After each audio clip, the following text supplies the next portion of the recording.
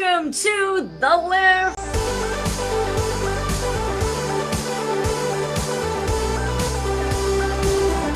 You gotta own it, baby.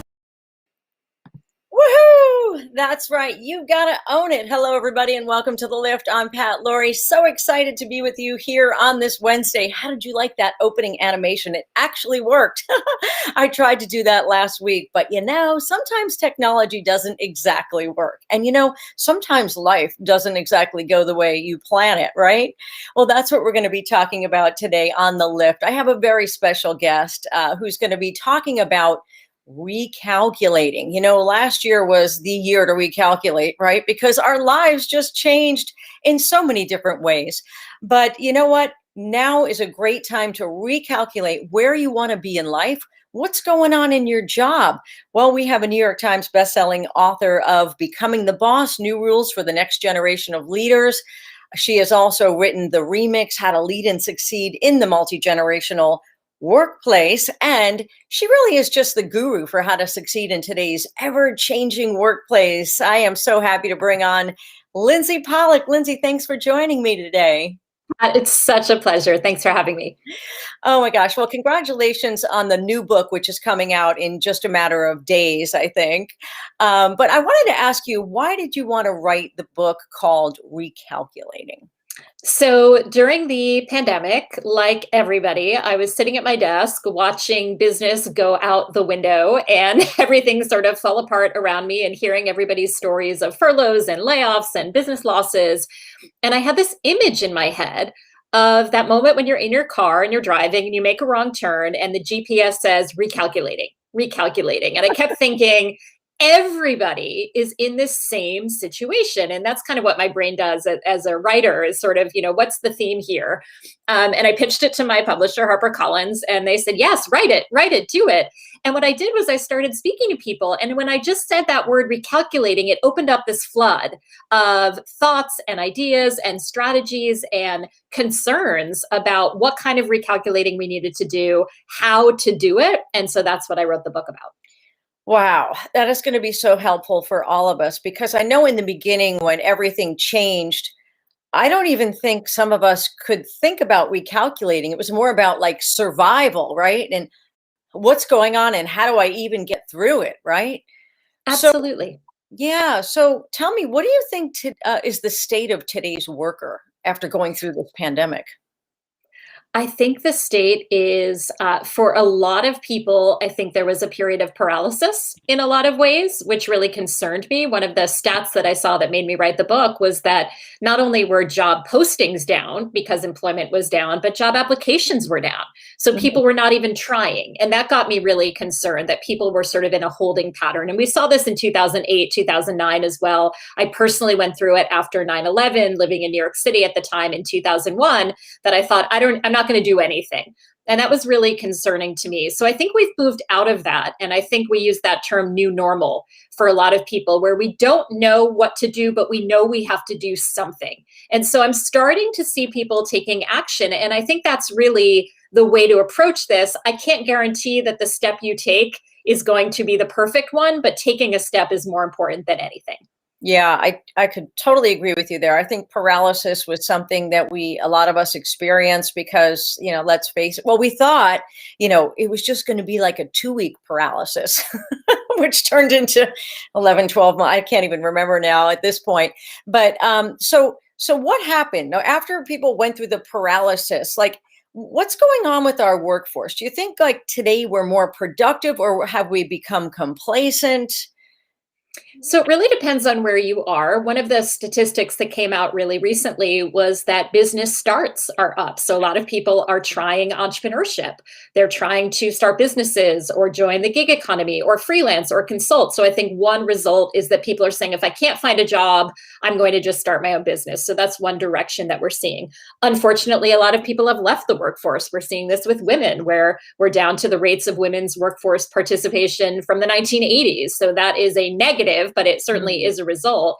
When it comes to people inside organizations, the statistics seem to be showing that people are as productive working remotely for those who are able to work remotely, or a little bit more productive. That doesn't mean that we want to do this forever, but I think the big aha moment that we have to take a moment to address is we're not falling apart. Right? The people who are continuing to work are getting things done. And so all the people who said we can never work remotely, this will never work, have kind of been proved wrong. So I think that we're seeing the business can get done in different ways, and we're starting to adjust to that. But the big X factor is we go back, and if we do, what does that look like? In some ways, you can't even think about that yet. You have to just look at what's directly in front of you. And the people who are doing that, in my experience, seem to be the ones who are making the most progress.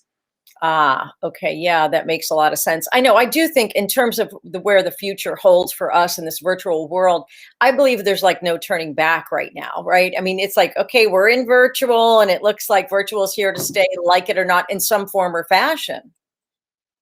I don't know. It's funny. I thought, oh, well, there'll definitely be a hybrid, right? And the hybrid meant, well, we'll work from home 2 days a week and we'll be in the office 2 days a week. That's probably the hardest of all, because then you get this unequal system that some people are in the office, some people are out of the office. There was some talk of a 3-3-2, 3 days in the office, 3 days out of the office, 2 days at home. There's still Sounds like a significant divorce settlement. Yeah, right? Yeah, like what's the custody of the office? There's also, I think, a misconception about who wants to go back and who doesn't. A lot of people thought young people would be the least likely to want to go back because they're comfortable with technology. But the statistics and the research are showing they want to go back because work is social. Work is where you meet people and you date and you make friends. So there are all these different factors. And the reality is, I don't want to play the prediction game. We don't know. Nobody could have predicted this pandemic. We can't predict exactly what it's going to look like, but you can probably predict your next 30 days, or even for a lot of us, your next 90 days. So the best you can do as an individual in this situation is to think about what you want this next 30, 60, 90 days to look like. That is really good advice, because I think if you think too far ahead, could be uncertain. It could be very challenging. It could be overwhelming to think that. So what can people do today? Like, what are some of the best practices that people can utilize today to be successful in the environment that we're currently in? So I developed 5 what I call rules for recalculators, and I think they're helpful no matter what stage or type of work you're in. And the first is to embrace creativity. And what that means is you cannot stay the course that you have been on. You have got to think of different ways. So we look at restaurants, right, that are thinking of creative ways to serve meals, or maybe serve people who don't have food right now, or to start tables on the street or delivery services. So they have been thinking creatively. If you are in a job and you want to get promoted or you want to raise, don't immediately say, well, that's not possible. Think creatively. How could I show my value? How can I drum up more business for my company? How can I maybe ask for something that's not money, but also has a value to me? If you're job hunting, how can you be more creative in thinking about different opportunities? Maybe you were only looking at big companies and you should look at smaller companies. Maybe you should expand your search criteria 5 more miles away, or look at remote work in addition to in-person work. So how can you take what you're already doing and just sort of slowly increase the margins on what you feel is possible for you? So that's the first of the rules. Being creative never hurts. I mean, I love it, because actually what this time has forced me to do is to start a new business. Actually about a year ago, I did my first speech in person. And since then, I've never spoken in person. Like, you're a professional speaker. So how did you get creative with your own professional speaking business? Well, first, I want to acknowledge that it was absolutely terrifying. I am a professional speaker. That's the majority of my income. And my calendar went blank starting in March. So that was very, very scary. And I don't want to downplay the fear and the trauma that people have been through. I think we need to acknowledge that. Very, very, very quickly, I moved all of my programs to virtual, as everybody did. But I took the time to really learn Zoom, and to really learn all of the tools and the breakout rooms. And, I got much better at sort of watching the chat while I was facilitating, so that I could say to clients, I'm not just making do, I'm actually going to turn this into an asset. And in fact, as a speaker, for those of you who are speakers out there, I really enjoy that right now we're seeing comments come in and that we can talk through the chat, and it adds another element. I feel like an air traffic controller sometimes kind of watching it all. I know, I'm kind of like going between top. Yeah, it's a different skill. So I really embrace that. I hired a coach to help me think through the different ways that I can develop my business. Rule number 5 for recalculators is ask for help. I knew that I knew how to be an in-person speaker, and I needed help to learn how to launch online courses. I wrote the book. I decided to do something. Rule number 3 is control what you can. I could not control that events were being canceled, but I could control my own work ethic and productivity to put more content out into the world. So you have to expand your thinking of what's possible. And look, it's not easy. Sometimes it's not fun. It takes a lot of work. But I think if you look at this and say, well, I'm going to wait it out, and it's going to go back to normal, I think we've all realized that that is not going to be the case. And I think the people who sort of embrace that earlier are going to end up farther ahead, no matter what the future looks like. Yeah, that is really smart. I love that you said that you hired a coach, because I hired a few coaches over the last year, because you're right. I mean, we can't all be experts at everything, right? So, I mean, I admit I jumped down a few rabbit holes, but it was the discovery process. And, if I wasn't stretching myself, I really wasn't growing this year. And I think, we all can sort of look back over this last year and say, what did we try that's different? And what can we still try that might be a little bit out of our comfort zone? Because we don't know what's going to happen 90 plus days from now, just to be more productive and, to think differently. Absolutely. And I'm not saying it's easy. I think it's so important to keep going back to this. I am overeating peanut M&Ms and I'm binging Netflix like everybody else. And you're not going to say that I'm here in my perfect bubble. And by the way, if you don't have the funds to hire a coach, I've never seen so much free content in my life, with YouTube videos and podcasts and all that. So there are a lot of options to do it. But you have to try different things. And I think you have to think about, what is in my control? And I talk a lot about the growth mindset, which I'm sure you're familiar with, the work of Carol Dweck, that a fixed mindset is saying, well, nothing's going to change, or I'm not good at change, or I can never find a job, or, things are terrible. The word that Dr. Dweck says to add to any of those sentences is the word yet. I'm not good at change yet. I haven't figured out how to thrive in this pandemic yet, right? I am terrible at remote schooling my daughter. I haven't mastered it yet. Because what that implies is you can get better at anything if you put in the effort. You might not be the world's best at it. You might not make millions of dollars, but you can move forward. And I think, as we've realized, the people who started taking baby steps in March 2020 are in a much better place now than the people who waited for things to go back to normal. And so I think those tiny baby steps every day, someone was sharing with me, they wanted to wake up earlier, and they said, I wake up at 8, don't set your alarm for 5. If you wake up at 8, set your alarm for 7:55, right? And have a baby win. And then over the course of a month, you're going to get up earlier. So I think when you think of it in these tiny little steps, you're going to do a lot better than if you think about the totality of the fact that we're in a pandemic is overwhelming. You have to really chunk it down. I love that you said that, because, little steps are so important, bite-sized steps, right? Because that's how you can really make change. So when you said, the mindset is everything, right? So I've been reading this book from the Iceman. It just happens to be right here, Wim Hof, the Iceman. And he talks about, changing your mind and resetting your mind. And so he says, take a 30-second shower at the end of your hot shower every day and see what that feels like. So I've been doing that for 2 weeks. And I have to tell you, the other day, I didn't even think about it. And I turned the water to cold, and it's like, you can get used to anything, once you try to reset your mind and change that language around in your head. And I think that's so important, is to just make these tiny little incremental steps, and giving that example about waking up at 8 a.m. and then changing it to 5 a.m. You don't have to go extreme, right? Because extreme doesn't work. Like, if you want to try a dry January, that's a lot of pressure, like 60 to 0, 30 to 0. So, make little changes. Now, someone brings up in the comments here, how do you keep from going down rabbit holes while you're trying these different things? Yeah, I can relate to that, because sometimes, we do get tunnel vision, right? So I'm going to give a counterintuitive answer. And thank you, Christine, for the question. I think you should go down the rabbit holes. Because if you sit there and think, should I go down that rabbit hole? Should I go down the rabbit hole? What if it's a rabbit hole? You're wasting so much time. If you actually take the first step down that rabbit hole, you're going to have a lot more information. So, I was speaking to someone who does coding camps, right? Like computer programming, and everybody's like, I should be a coder now, right? That's how I'm going to be employable in the future. And he said, so many people do that. And they sign up for a $30,000 programming course and they cancel. He said, no, watch a 5-minute YouTube video about coding. So I think go down the rabbit hole, but take a baby step down the rabbit hole, right? Don't go and quit your job and start your own business. Read or watch one webinar on how to start a business, right? Take a baby step in that direction. Apply for one job. Don't quit your job. Think about all the different ways you could go down a rabbit hole without absolutely falling headfirst. Yeah, I love that advice because there's so much value right now on social media and on YouTube. And, people are offering a lot of free advice and free experience. And I've gained a lot from watching many different, videos on YouTube and LinkedIn and Facebook. And there's groups that you can get involved in, just to get a taste of it without even spending any money. And the best part about that, I think, is the networking opportunities as well. So let's talk a little bit about networking, because this is a really difficult time for people, or can be a difficult time for people to network when we're just not seeing each other, right?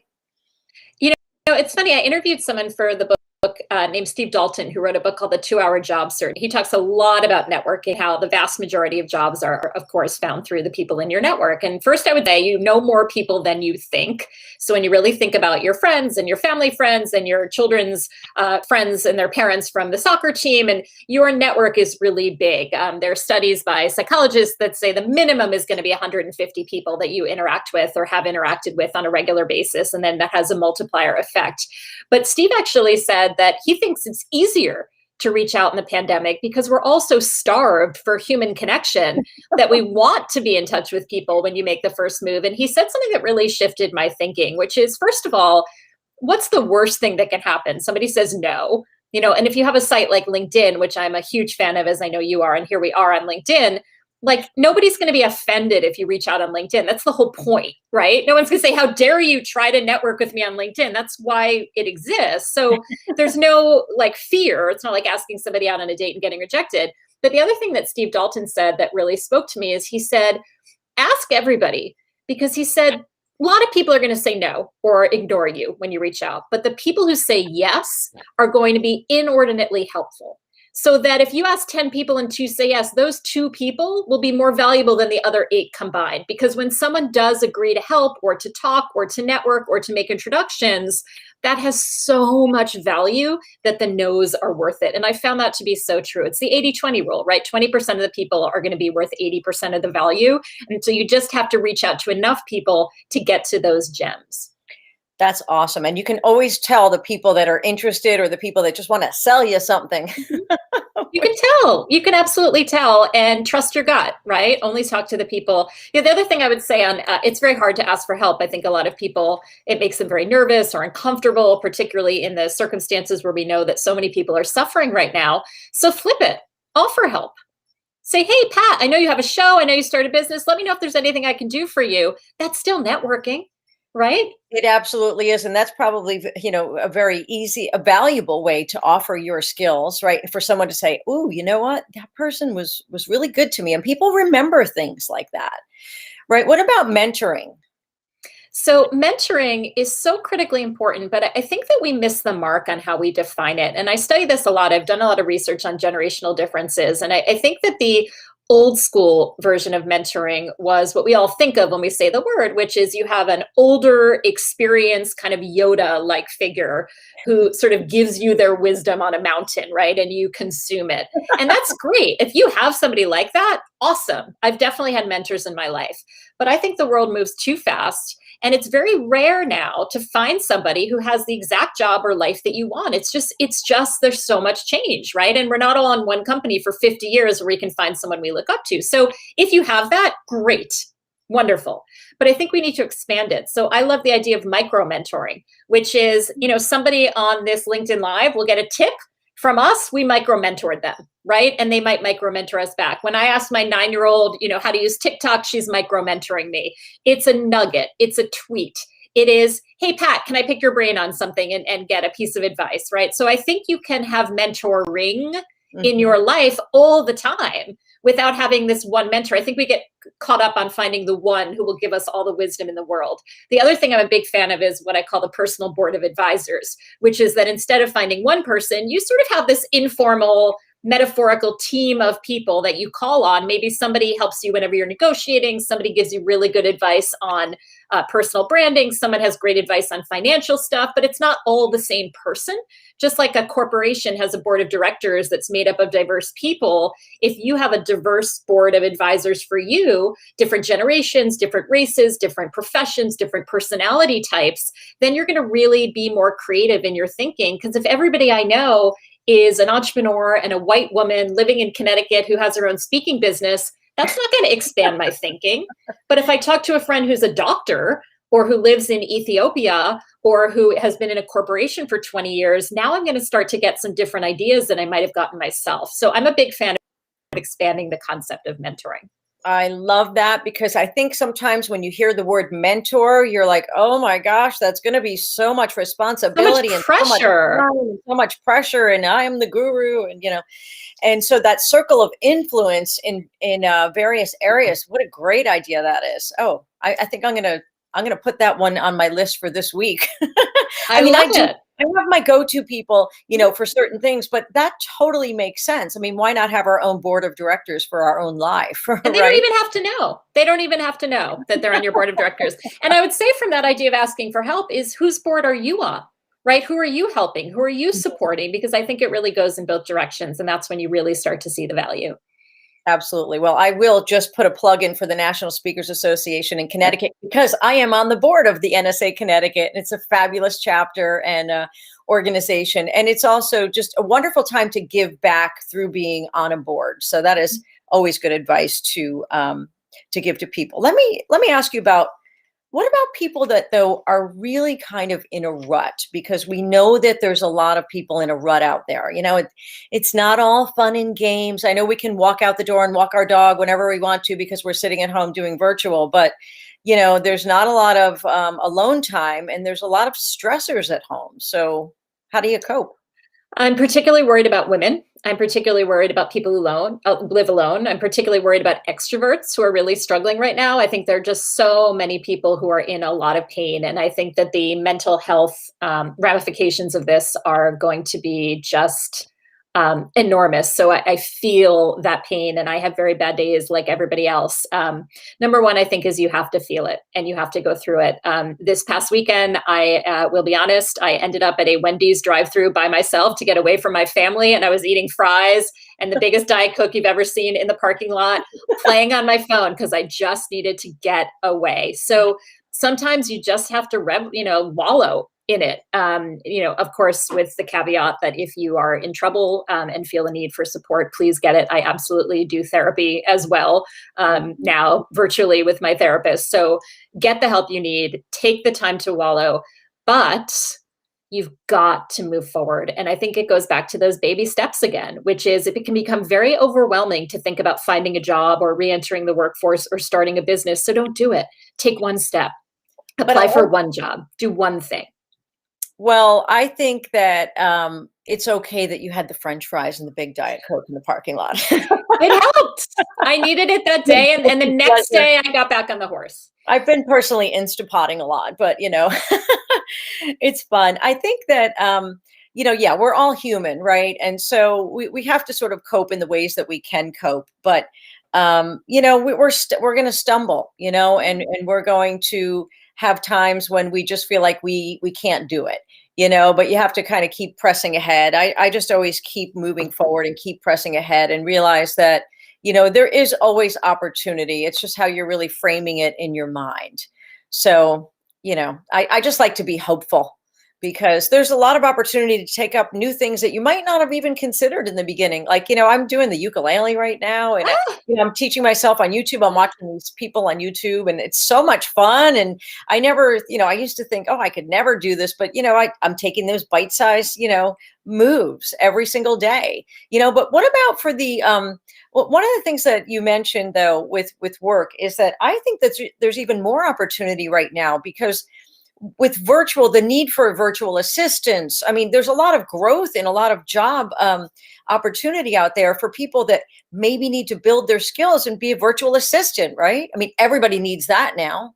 Yeah, I've actually had a virtual assistant for 5 years, and it's an absolute game changer. There is always opportunity. And I would say you've got to be creative, again, to use that word, in where you find it. It doesn't just mean these jobs of the future that you have to go into artificial intelligence or cloud computing. Everything is going digital. And one of the things I look to is LinkedIn has a hashtag, hiring now, which is all the companies that are hiring now. You can do a lot of research on where the growth is. Don't look to the jobs of tomorrow. Look to the jobs of today. And remember that industries that may not sound like your cup of tea, although you just took a sip of a cup of tea, I realized as I was about to say it, industries that don't seem that exciting are actually full of opportunity. So for example, grocery stores doesn't mean you're working at the checkout. Sometimes it does, but they also have cloud computing jobs, and they have marketing jobs, and they have assistant jobs. Look at industries like manufacturing or insurance that are really promoting themselves as great second or third career choices. I did a gig a couple years ago for the plumbing manufacturers industry, and they're a great choice if you're interested in the environment, because they're working on issues of water conservation, right? It's not about being a plumber. So I think sometimes we write off entire categories of work because they don't seem to appeal to us, when actually there might be really interesting opportunities. And I know a lot of people are down on job boards. Yes, most jobs are found through networking. But years and years ago, when I was just starting out, my first piece of advice to college students who couldn't figure out their career was, I said, get a copy of the Sunday newspaper, which used to have a huge help wanted section, and just flip through and just circle everything that sounds interesting. But I want you to get a sense of the whole board of what's possible. And I think right now we can go to job boards for that, which is you've got to understand all of the different kinds of opportunities. And more often than not, and probably now more than ever, you might end up doing something you've never heard of, right? Because all these things are out there and are possibilities. So don't limit yourself by what you personally know about. You've really got to see what's actually out there. And to your point, there's a lot of opportunity. You just have to be able to find it.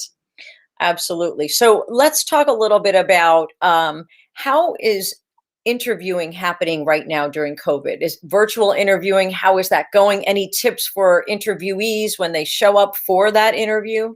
My tip is to listen to Pat Laurie, because you are the absolute expert on looking fantastic online. Tip number 3 for recalculators is control what you can. And the reality is, in a virtual interview, which is how interviews are happening, you can control this box. You can control how you look the first time they see you, and first impressions still really matter. So you might have 100 Post-it notes all around with all your answers written out, but you better be looking at the camera and smiling. I love it. You better be looking at the camera and smiling. You can control how you look in that moment. You can control. There are 100 million websites online that say the top 10 interview questions that you're likely to be asked. You can prepare your answers to that. So preparation has always been the key to interviewing. Most companies now with virtual interviews will let you know what the software is in advance so that you can practice and make sure you're comfortable with it. You have got to take control of that situation for this new reality. The content of the interviews is the same. It's just the medium is different, and you have to master the medium. Oh, what a great soundbite. You are the queen of soundbites. I'm so proud of you. I mean, we met a couple of years ago when you were doing some professional speaking, and your career has just really grown so much. I mean, you've written what? This is your 4th book? Number 4, yeah. Wow, congratulations. Thank you. And you're in all of the books that you've written have really helped multi-generational workforce, right? I mean, did you start with a college to career, and then you went on to the millennials? And so, I mean, you have such a keen insight. How do you get that insight into all of those generations? So I speak to people all the time is the short answer. And I'll be honest, I don't have a PhD, but I read as much as I possibly can, and I love it. And I think part of it is just when you're really passionate about something and want to learn about it, you just kind of consume everything about it. So I think it's kind of the 10,000 hours rule, right? That Malcolm Gladwell said, that I just love it. And I think I feel very fortunate to have come across a career where I want to read everything about it. I want to talk about it all day. We could speak for hours about this, as I know you could. So I think, for a lot of people, the opportunity in the pandemic is finding something that you really love to be part of. And then, it's not just about, I'm not happy every single day, but I'm always interested in what I'm reading and studying. And the books that I write really take my own interest in situation. Like, how am I going to recalculate this pandemic? I'm going to interview people and figure it out. And that's kind of how I get through. So if you can find that for yourself, the process of learning and growing and succeeding and changing over time isn't painful because it's something that you really enjoy. Great advice. Now, the book is called Recalculating. Where can people find this book, Lindsey? So the book comes out March 23rd. It's available for pre-order at your favorite bookstore. Plug for your favorite independent small business bookstore if you are so inclined. You can also look at my website, recalculating2021.com. It's part of my broader website, lindseypollak.com. All right. And I'm writing that in the comments. And having read through the manuscript, wow, you have a lot of amazing tips to offer anyone that is really at any phase of professional work right now could benefit from reading your new book. Congratulations, Lindsey. Thank you so much for joining us today on The Lift. And we'll see you again later in the year. I would love that. Thank you for everything you do, Pat. Oh boy. Wow. What another great episode of The Lift. I tell you what, if you are struggling with life right now, if you're struggling in business, if you just want to figure out like, how can I, take that next step, right? I hope you tune into The Lift every Wednesday at noon because we do have best-selling authors, thought leaders, we have speakers, people that are really going to help to lift you up because couldn't we all use a lift right now? I'm Pat Laurie. I will see you next week.